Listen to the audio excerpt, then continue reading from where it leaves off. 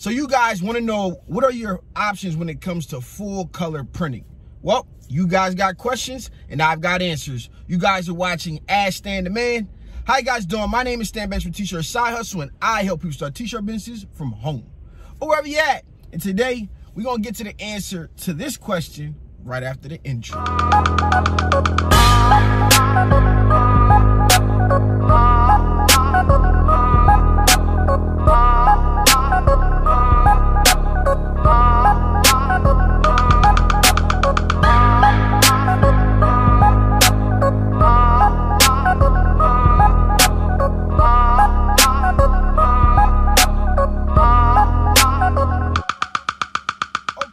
Let's jump right into it. But before we do, you guys know what you got to do. Like this video, subscribe if you haven't already, because you don't want to miss my content, because I'm dropping videos like this all the time. Yes, I mean all the time. But more importantly, if you got a question that you need answered, put it down in the comments below. That way you can see your question on a later version of Ask Stan the Man, or at the very least, I'll answer it down in the comments. That's the best place to reach me. So let's jump into a full color printing options.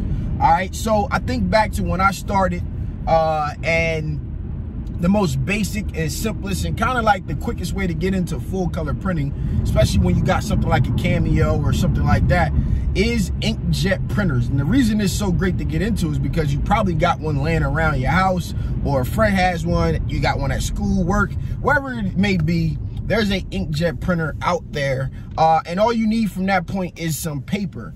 Now, what I highly suggest that everybody do is understand the purpose of each style of printing and what its strengths are and what its weaknesses are. Now, this is a off the top of the head type of video, so this isn't gonna be like the full-on review, but later on in the future, I probably will have some dedicated videos to all of this stuff. So with inkjet printing, I kind of consider it for pretty much like graduations, birthday shirts, rest in peace shirts, character shirts, those type of jobs where people aren't expecting it to be a shirt that they're wearing all the time, right? So it's really for a main day, whatever that day is, and then they may wear it again here and there over time. But these are the things that I kind of used inkjet printing for. Now you just need to get some paper, and there's Nina paper, which has 3G jet dark. I stopped using light because I had some problems, so I started using dark for everything. And then there's 3G stretch, which is the light transfer paper, which is on light blue. The dark is on a black back and little black lines on it.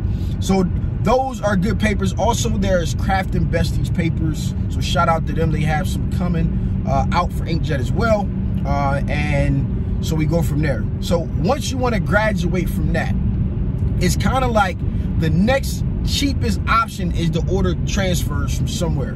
Okay, now there's a lot of companies that make transfers out here, full color transfers, and you guys know I'm a huge fan of super color transfers based on the quality, and you know, obviously they're fast as well. They ship usually the next day, and 2-day air, you get everything pretty much within 3 days. So you got transfers, and transfers doesn't cost you any technology. It just, you buy what you need for that job.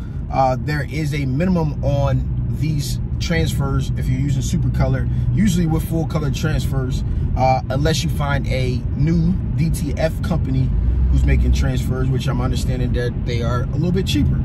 All right, now, next from there, it goes back into you investing into your own equipment. The next, I guess, I want to say the next option as far as buying your own equipment would be sublimation. All right, sublimation, you can convert a printer with someone like Cosmos Ink. You can find his information down there, and actually you can find all of the information down in the description below. But Cosmos Ink with one of the Epson EcoTank printers, which a lot of people are having a lot of success with, a lot easier to use or set up, a lot less messy than converting one of the Workforce printers, which was the 7720, 7710. Now, a lot of you guys ask me, hey, can I convert this printer, I got no idea. There's a ton of printers out here, and what I suggest you do is, first and foremost, use one that people are using commonly, because if you run into some issues, which you probably will, you'll have people to support you, like Cosmos Ink Group over on Facebook, the Sublimation Cove, or Crafting Besties, and a lot of people are using the printers. So I am no printer expert. All these companies come out with new printers so often that it's even hard to keep up with. So I suggest you use the printer that most people are using if you're going to convert. Other than that, there are the Sawgrass printers, which I had the 800, now I have a 1000 waiting for me to open. I like Sawgrass because it's a system, and when you're running a system, it makes it pretty easy to just run. I rarely had, I think the most problem that I had was paper jam and a little bit of ink that used to come off around the corner of my paper sometimes. So that was pretty much the only issue that I ever ran into, and I sold it to my cousin. He's using that one, and I got the 1000 now. So sublimation is a good form. The downside to sublimation is it has to be done on light colored garments or white garments, and the closer to 100% polyester, just the normal form of sublimation, you get the best results. So you don't want to use 50-50 blends because it won't be as vibrant or color wise. Now there are things that help you print on cotton and all these other things and stuff like that. That's a whole nother ball game. But up next we had, like I said, sublimation, and then following up sublimation seems to be the new phenomenon, which is Dtf printing. And somewhere between at least around 2,500 bucks. What I see as the downside is it's a process that you got to commit to, and the time that it will take you to produce and transfer. To me, it has me questioning what business would I actually be in. And there's some slower printers, and as I ask more questions, it seems like you need to go, well, you need to get this printer, you need to get that printer. So it went from a $2,000 printer, which is the slowest version, I guess, and then it went up to $3,500 to get the reasonable speeded version. And then well, if you want to go higher than that, whatever the case is, you spending 10 grand, which kind of defeats the purpose in my eyes of what the phenomenon is about. It's about being cheaper way to get into this stuff, and then the cost of production seems to be extremely low. Now I just don't know if I want to deal with the mess and the headache. I may get one, I may not, we don't know. Just off of myself, I'd much rather just get my transfers in. So I will be getting transfers from some of the DTF companies to see how well they are, how good they are, whatever the case is, and we'll see what happens coming up here in the future. After that, there's a white toner printer, which is the cheapest one, is about four grand. I unboxed my iColor 550, which I have one video on, which as soon as the store is done, we'll start to roll out some more videos with that machine and see how we do with that process there. And again, it's about, well, I would say it's a $4,000 for the cheapest one, but you probably want to spend around $7,000 or $8,000 to get a 11x17 version. But with their software, there's supposed to be some type of software way that they can, it'll break up images into multiple images and allow you to print 11x17 that way, which is very, very interesting. But again, I think it's going to be based on the artwork.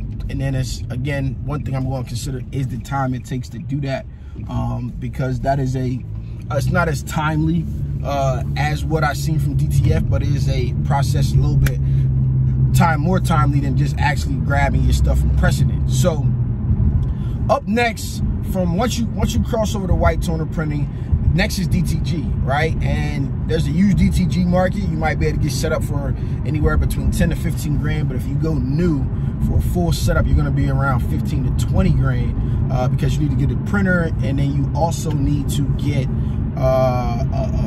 obviously you're gonna need a heat press, which you want. They're gonna suggest you get one of the higher end heat presses, and then you're gonna actually get into a pre-treat machine. So you're gonna need some type of pre-treat machine.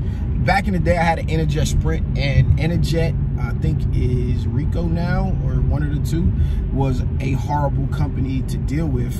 I used to fall asleep on the phone with support, sent the machine back to them, spent about $5 grand to get it fixed, and got it back. It still wasn't working out.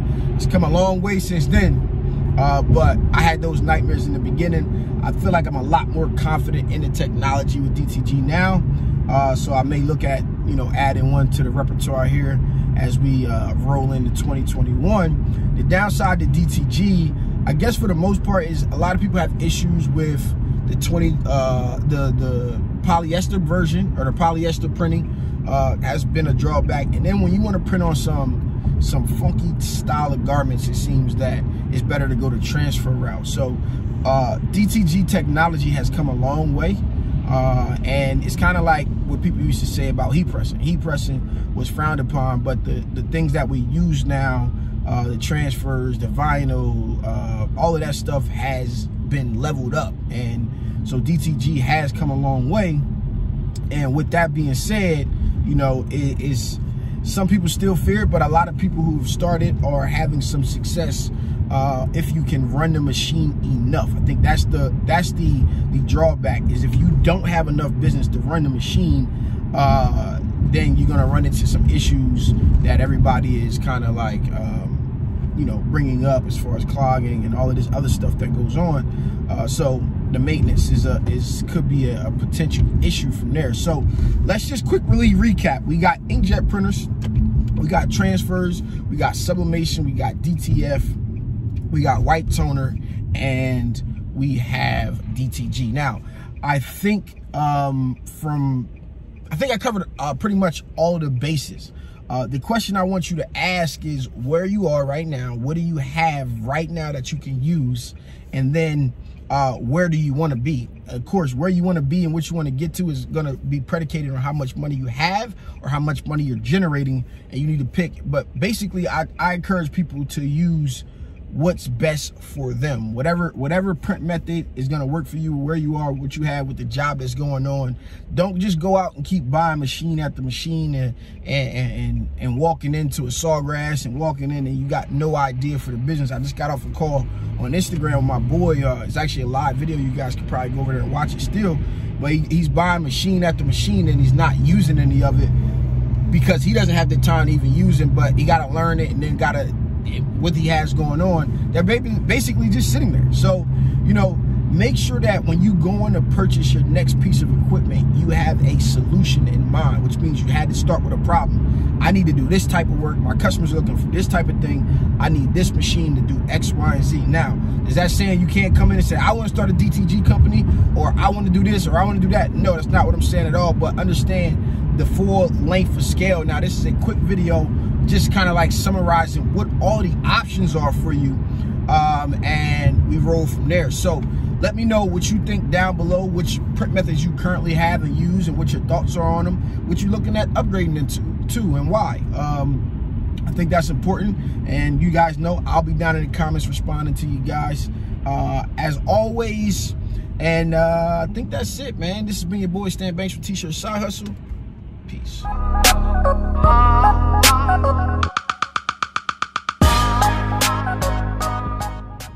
Hey, check this sublimation shirt out, man. I'm telling y'all, when these drop, these are the best feeling sublimation shirts anywhere. I don't care what you say, who want to go. Listen, my track record is I'm batting 1,000 right now. Despite what people may seem or think, I'm batting 1,000. I'm going out on my way to find these companies, and this one is another guy who's been a part of the community, got a great product, and it's super small, but I think it's super good. And we're going to go ahead and get these out to the market, let you guys know about them soon. So again, this has been your boy Stan Banks from T-Shirt Side Hustle. Peace.